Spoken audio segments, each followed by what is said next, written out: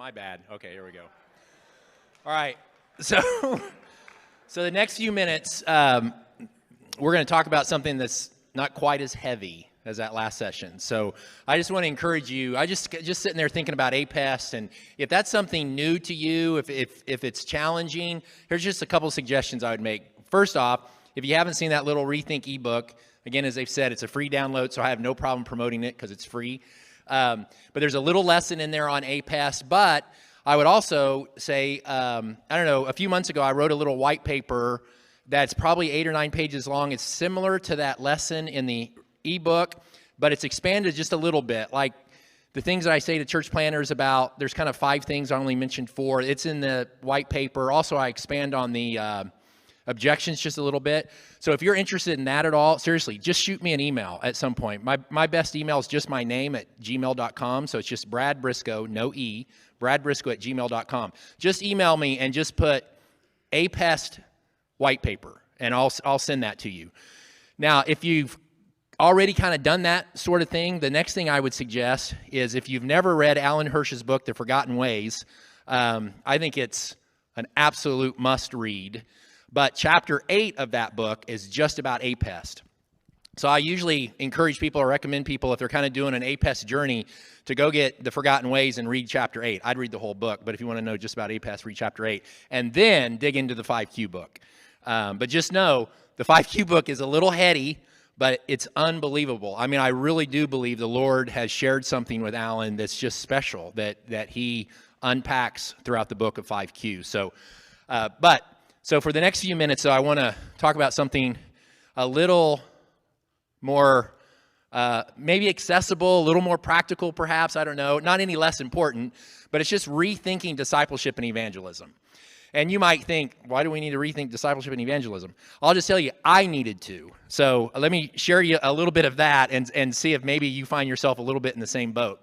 I remember when I became a believer, I was taught that evangelism is what you did with a lost person, and discipleship is what you did with someone after they were converted. I don't really see it that way anymore. I think it's more helpful, more practical, you might even argue more biblical, to see it all as discipleship. And evangelism happens someplace in that discipleship journey. So I actually think it's helpful to think about pre-conversion discipleship and post-conversion discipleship. So a little image I'll share with you here that kind of helps to unpack this just a little bit.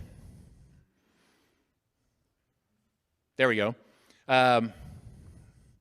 Yeah, the slide really messed up there. I don't know all the text. There we go. Let me...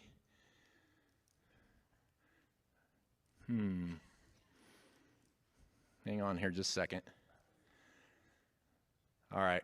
That's all right. Just leave it there. Thanks, Jacob. So they're just a little visual, is to think about discipleship as being both pre-conversion and post-conversion. So discipleship isn't simply something that we do with believers after conversion, but instead it's all about discipleship, both pre-conversion discipleship and, if God does his thing, post-conversion discipleship. We know conversion is the work of the Spirit. Our part is to be disciple makers who devote significant time and commitment to apprentice whoever wants to go on the journey with us. So I just think actually, when you think about Matthew chapter 28, and you could argue with this, I guess, but I'm telling you, that's a discipleship text that somehow we've made an evangelism text. I mean, Jesus says, as you are going, go and make disciples. So I actually think it's freeing for people to think about having relationships that are pre-conversion and post-conversion. And I would argue you should have lots of pre-conversion discipleship relationships and lots of post-conversion discipleship relationships, but they're going to look a little bit different.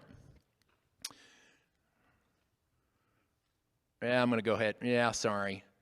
So let's do this. I don't know, for some reason, let me back up one slide. We're having problems here. So that's one thing. It's just to think about discipleship along those lines, pre-conversion and post-conversion. But if certainly evangelism takes place and conversion takes place, but often we don't always know where that happens. And I think that's true of the disciples. It's impossible to say when the disciples were converted, right? But then even when we move to evangelism, I want to give you a little different framework to think about that. So think about the overarching is all about discipleship. Evangelism happens in there. But a way to think about evangelism that kind of coheres with a little different way to think about discipleship, I take this from a buddy of mine named Hugh Halter. He's written several books, but one of the books he wrote is called Flesh. And I think these 5 words he shares he would call this incarnational evangelism, to go back to the second paradigm shift we talked about earlier this afternoon. I once again think this is really helpful way to reimagine or rethink evangelism. So see the 5 words: incarnation, reputation, conversation, confrontation, and transformation. So let's go through each of those words just a little bit, and then I want to give you a real practical illustration of what this might look like. So first off, incarnation. So this just goes back to the conversation we had earlier today, that we need to actually allow the incarnation of Jesus to inform our posture towards our context. And when I talk about, even you notice today, if you looked at that image about a robust Christology, a lot of times when we talk about Christology, people talk about the person and work of Jesus, which we most certainly should. The person of Jesus, 100% God, 100% man, but we think about the work of Jesus, we're usually talking about the atoning salvation work of Jesus on the cross. But I'll usually throw in the word ways. I like to say, no, it really ought to be about the person, work, and ways of Jesus. So we need to incarnate, and we need to follow Jesus' ways as it relates to mission. I'll give you an example. You know, in the New Testament, it says Jesus was a friend of sinners. So in the Greek, you know what that word friend means? Friend. Right? Friend. Well, what does it mean to be a friend? And do you have friends with lost people? A little phrase I like to use sometimes is that people that were not like Jesus, liked Jesus. Like, can we say that about ourselves? So I think incarnation, we need to follow the person, work, and ways of Jesus. Jesus was accused of being a drunkard and a glutton. Was Jesus a drunkard and a glutton? No, absolutely not. But he was accused because he associated with sinners. And again, like we talked about this morning, I think because we haven't really been informed by the incarnation of Jesus, we've been able to keep an arm's length, and we really don't have friends. So to think about evangelism by starting with us actually inhabiting and cultivating relationships with lost people. And then what Hughes says is the second word is the word reputation. So when we actually do life with people, hopefully we will cultivate or develop a good relationship or a good reputation with people. So you'll see a little phrase there, deconstruct caricatures. I'm convinced when I think about evangelism today, in most settings, I really think the very first step that most of us take is we have to deconstruct the caricatures that lost people have about Christians. Does that make sense? Like, because of things they've seen on the news or they've seen in TV shows or movies, they have this view of Christianity that's not so good. Well, the only possible way for us to truly deconstruct those false caricatures they have of Christians is we have to do life with them. We have to develop and cultivate a good reputation with them. Street cred, you might say. So I have another friend, he says we ought to live questionable lives. That sounds kind of bad, right? Questionable lives. But what he means is he reflects on 1 Peter 3:15. You know that passage, when I first kind of learned about that passage in 1 Peter 3, I thought it was an apologetic passage. You know, remember that passage, it says, always be prepared to give a defense or give a reason for the hope that's in you. I always thought that was about apologetics, like I need to give a defense. No, I think it's actually we do life with people, we cultivate a good reputation with people, then we have conversations with people, and they ask us questions. We live questionable lives. We live in such a way that they say, why do you do this? Why do you guys have such a good marriage? Why don't you get angry? Why do you have all these kids in your home? You know, why do you act and live the way that you do? That's living a questionable life. But no one sees that if we don't incarnate and do life with people, right? So incarnation, reputation, the third word we just said is conversation. So we actually have genuine conversations, I hope, with friends. People that we actually associate with, we become friends with them, and we have conversations as friends. Then the fourth word is confrontation. So the gospel absolutely will confront our sensibilities about how we live and our selfishness and our self-centeredness and our lack of generosity and all those things. So, but as I write there, the gospel of the kingdom will confront our sensibilities. But here's the thing, when you think about evangelism in most evangelical circles, when you think of those 5 words, where do we normally start with evangelism? We start here, don't we? We start with confrontation. And I'm not saying there's never a place for that. I'm sure there is. But it shouldn't always be that way. We shouldn't always have to start with, well, when you die, do you know where you're going to go? Are you going to go to heaven or going to hell? Well, the reason we have to have those conversations is because we don't have friends with lost people. If we had genuine friends with lost people, those aren't the kinds of conversations we have to have. We can have other conversations, but eventually the gospel will confront our sensibilities. And then finally, the last word is transformation. I just think the word transformation is better than conversion. We're not just talking simply about conversion. We're actually talking about transformation of every area of life. And that's where post-conversion discipleship comes into play. So there's pre-conversion. And what I mean by pre-conversion discipleship is really anytime we're pointing someone to the person working ways of Jesus, they're being discipled if they know it or not, because we're pointing them to the person of Jesus. All right? Does that make sense? So one last little thing I want to show you is here's a little image. It's 2 slides. I hope this should be a real practical way for you to kind of frame thinking a little differently about discipleship and a little bit differently about evangelism. So this is something that I use a lot with church planters, because as I mentioned this morning, I just think too many church planters, they start with a Sunday morning worship service rather than starting with missionary behaviors and activities. So just wanting to try to articulate just a different vision or view of how would you go about starting a church.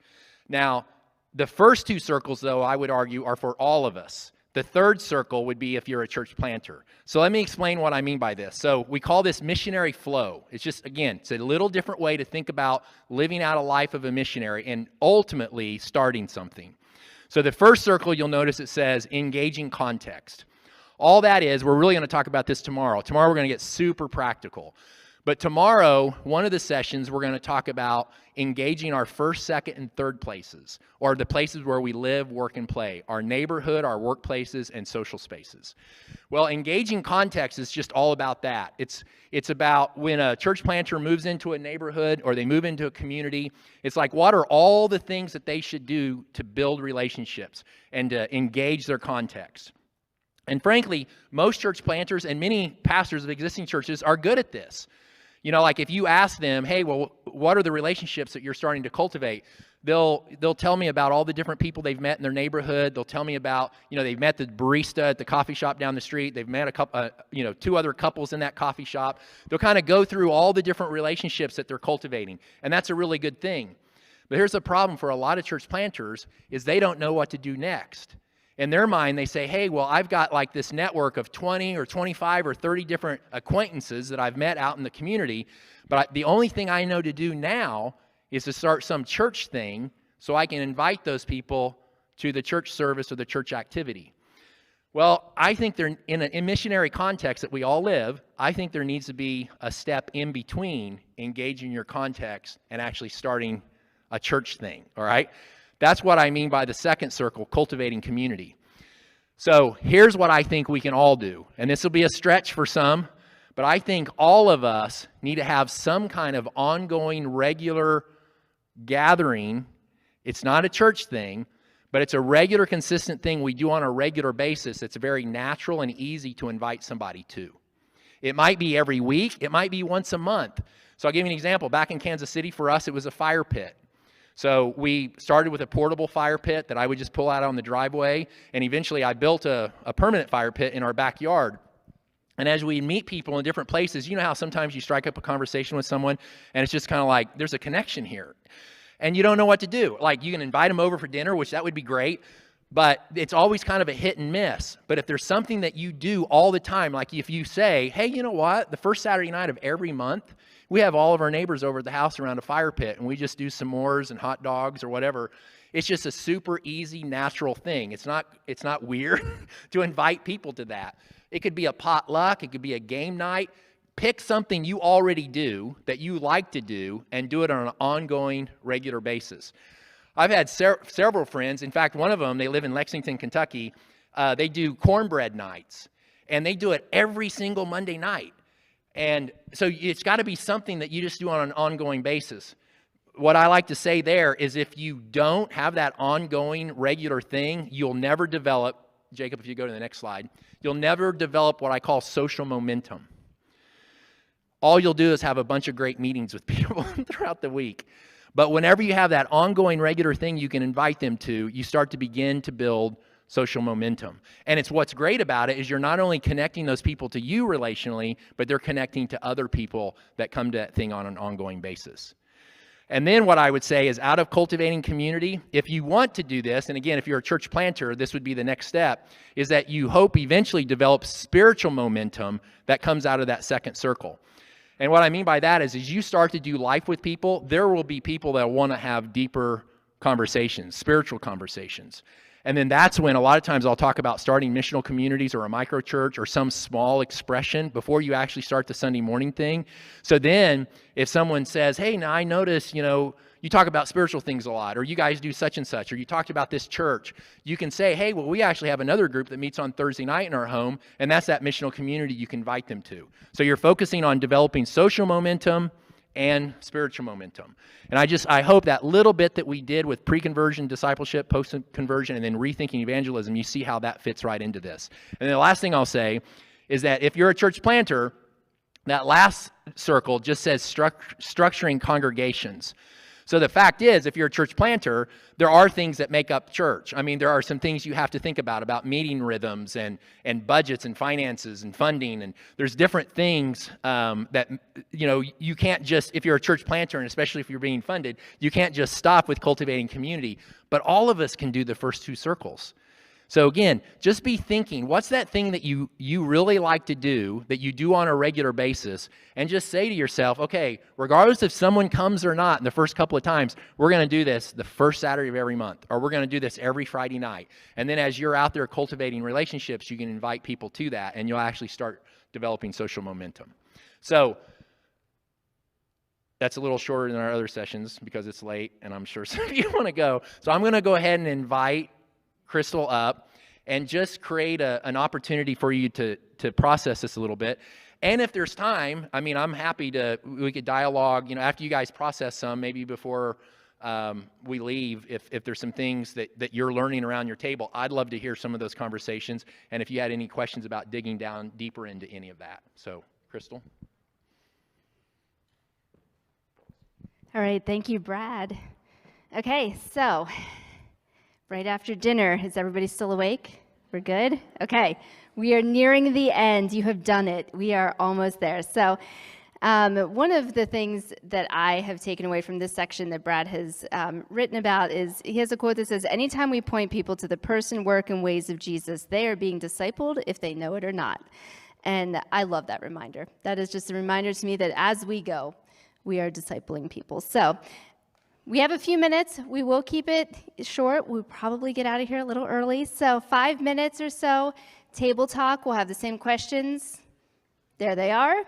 But also at your tables, talk about your biggest takeaway from today. What is that big aha moment? What is the action item that you're going to do to take away from what you learned today? And then I'll have Brad come back up here. And then if a few of you would like to share, we'd love to hear about it. So take a few minutes and talk at your tables.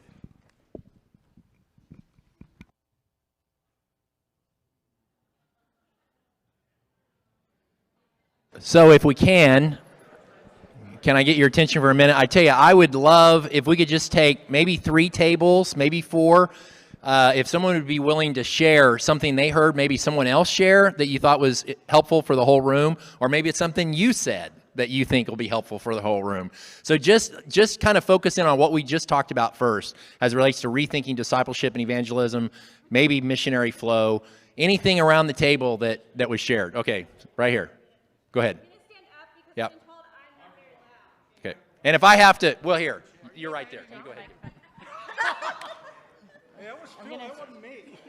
This side too. So I think I shared with you earlier that I feel like everything that you've been sharing has been our last 5 years at our church and in my personal life.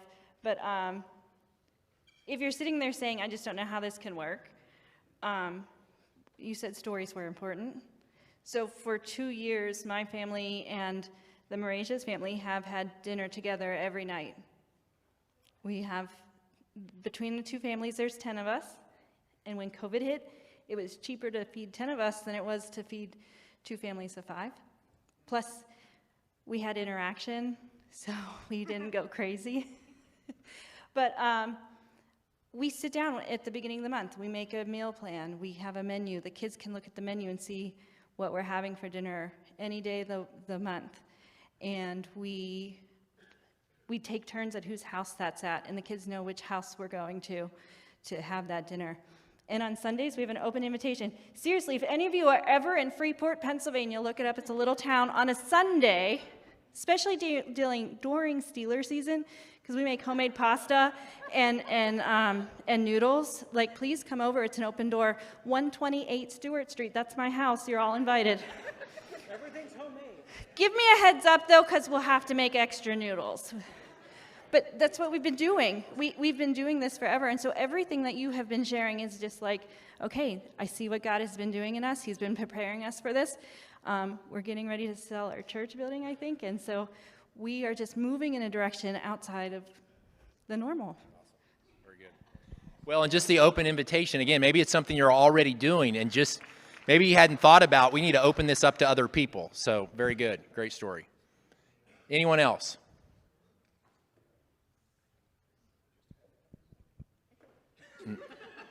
So what about earlier today, when you think about those other, the first session we talked about incarnational ministry, we talked about recapturing the missionary nature of the church. And really, I think if there's one paradigm shift, and if I only had the opportunity to talk about one, it's always the recapturing the missionary nature of the church, because I do think that undergirds everything else. That's what focuses us to rethink discipleship and evangelism. It makes us rethink mission. It makes us rethink hospitality. I mean, when we see ourselves as sent missionary people and the church collectively is sent missionary person and then sent missionary people collectively, it just changes everything. So, I don't know, any questions or just reflecting back on any of those sessions, anything you feel like you'd like to share, or maybe any kind of follow-up question of any of that?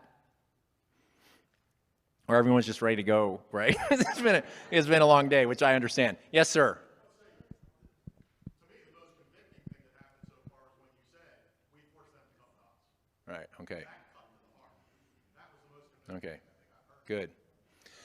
Because we have, and again, as I said today, it's like the church growth movement, there's nothing evil about it, and seeker-sensitive, seeker-friendly, all of that, attractional model, but we don't live there anymore. So there was a day, I planted a church that way. We met in an auditorium on a Saturday night at the zoo. So we were the zoo church, and it was fun. I mean, people knew we met at the zoo. There was an auditorium at the zoo that we rented every Saturday night. But I tell you, after doing that for 5 years, this was 20 years ago, but I still remember 5 years into it, every Saturday night for 5 years, I remember one night going home and like laying my head on the pillow, and I just thought, what are we doing? I mean, everything we did was about that Saturday night gathering and getting people there. And I felt like we were successful the more people we got there. But often we never saw those people other than that at that point. So I kind of had a crisis. I mean, I like to say I had a crisis of mission that felt like a crisis of faith. And it forced me to just re-examine it all. And really, I'll tell you, the book that was most influential, this was 15, 16 years ago, was Shaping of Things to Come. Some of you are probably, if you've never read that, again, I feel like I get no royalties, okay? I'm just telling you. But Shaping of Things to Come by Alan Hirsch and Mike Frost just changed everything for me. It was like, no, this is what, I was an early adopter at the moment, and I remember reading that. I still remember sitting in this great big white chair in our living room. My wife was in the kitchen. I remember hollering at her and saying, Michelle, listen to this. And I remember reading her a paragraph and saying, this is what I've been struggling with for 2 or 3 years. This is it. So, yeah, I don't know. I think there's a bit of a crisis, but I think the key, the starting point, is recapturing the missionary nature of the church. We've got to rethink the church. We're not an attractional vendor of religious goods and services. We're a sent missionary people. And once we really grapple and hang on to that, it will change everything. So anything else? Yes, sir. We lost our minister to COVID, and we've been struggling ever since. Bill Dewey, and he was Mr. Challenge. He would challenge you with anything, and he blessed me with that. And from Bill Dewey and me, thank you for your challenges today. Well, thank you. Appreciate that.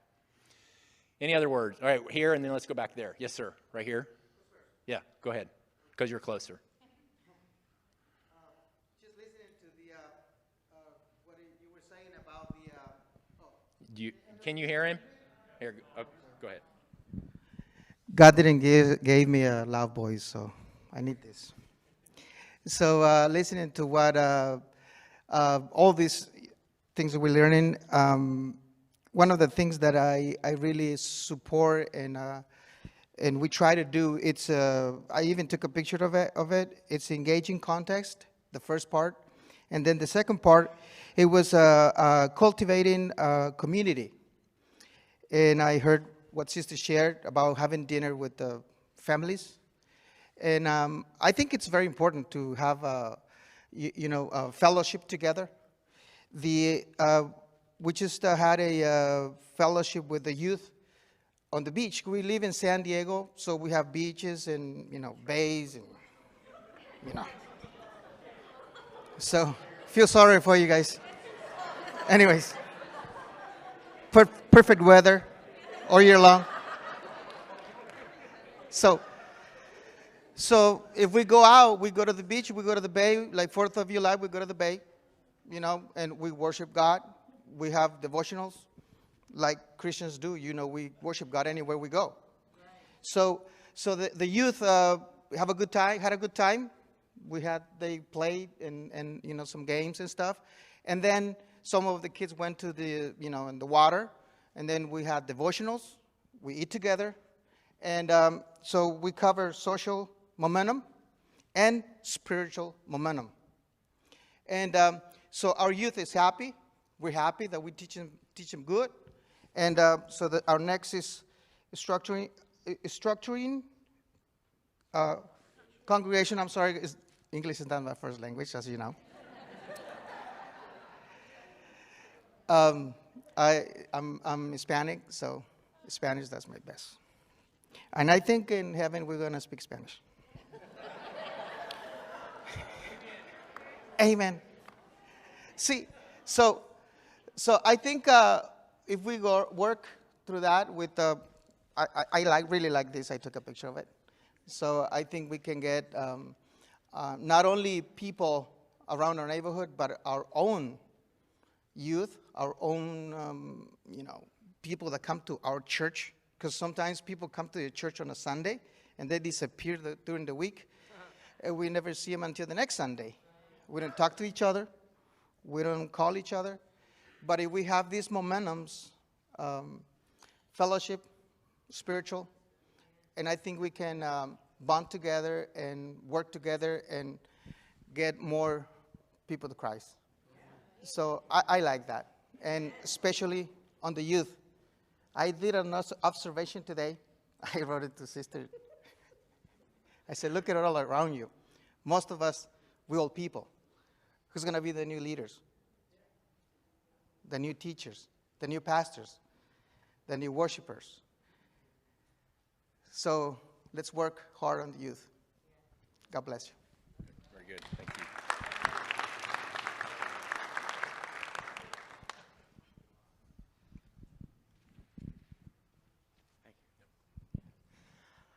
Pastor Dave Robinson from E-Town, Pennsylvania. Echoing what was said over here, for the past 2.5 years, we've been going through a lot of what you have said tonight. So we're in the process, by the end of August, of selling our church property. And we are deconstructing our church to 4 house churches, or 4 church houses, and a Zoom house church, where we meet every week in separate places at separate times, and gathering together again once a month as a larger group to celebrate what's happening within each group, with every church house doing these things, like meeting once a month to gather in fellowship areas, to meet people, talk to people and things, and then engaging, serving community and those things. But one of the books that was helpful for us is the Celtic Way of Evangelism by Hunter. Faith is caught, not taught. And this whole pre-conversion discipleship, critical. So, but we have to be willing to listen to the Spirit and find out where He's leading, and don't leave the golden calf. Don't spare it. Sacrifice it for the mission of what Christ does. So, thank you for your doing. So, Lawrence, So the last thing I'll say is if you're interested in digging a little bit more, because we just barely touched on it, the missionary flow thing, now that's in another ebook that's also a free download, and I'll talk a little bit more about this tomorrow, but it's called Co-Vocational Church Planting, and tomorrow I'll explain to you what I mean by co-vocational, but you can get a hard copy of that, but you can also download that for free in English or Spanish. So if you just Googled co-vocational church planting, trust me, it's the only thing that will come up. It'll take you to a landing page where you can download that as a PDF ebook as well. So. Thank you so much, Brad. It's been a long day, hasn't it? Yeah, give Brad a great big thanks. It's amazing.